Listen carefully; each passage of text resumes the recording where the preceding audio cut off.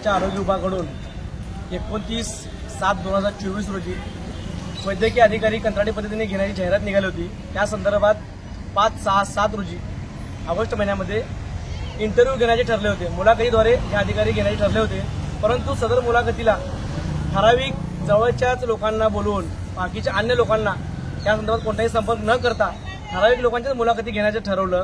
तिथं मुलाखतीच्या ठिकाणी आम्ही आलो असता त्यावेळेस मनपाचे उपायुक्त लोकरे साहेब यांची भेट घेतली असता त्यांनी सांगितलं की आता जे उपस्थित सगळ्यांचीच घेतो, पण जे सकाळपासून तुमच्या मनपाकडे येऊन गेले आरोग्य विभागाकडे इंटरव्ह्यूला त्यांना तुम्ही तुझं यादीत नाव नाही येऊन परत पाठवलं तुमच्या कर्मचाऱ्यांनी, त्या ठराविक लोकांचं काय झालं, त्यांना परत का पाठवलं आणि ठराविक लोकांनाच का बोललं असा प्रश्न लोकरे साहेबांना विचार असता लोकरे साहेब कोणत्या प्रकारे उत्तर द्यायला तयार नाहीयेत आणि त्यांच्याकडे कोणतेही उत्तर नाहीये आणि ठराविक लोकांनाच ते बोलून घेत आहेत। त्या गोरगरीब बाकीच्या लोकांना का बोलून घेतलं नाही किंवा हे फक्त ओळखी पाळखीच्या लोकांना बोलून घेतलं की का जवळच्या लोकांना बोलून घेतलं असा प्रश्न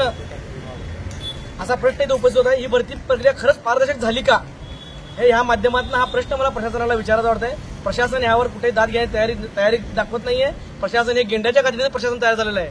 त्या मनपाच्या त्या उद्या ह्याच्यानंतर जर लवकरात लवकर जर याचा निकाल आणि भरती प्रक्रिया रद्द जर नाही केली तर आम्ही याच्याविरुद्ध उपोषणाला बसणार आहे व उद्या क्रांती दिनी महापालिकेच्या अशाच भ्रष्ट अधिकाऱ्यांच्या विरोधात आंदोलन आम्ही करणार आहे।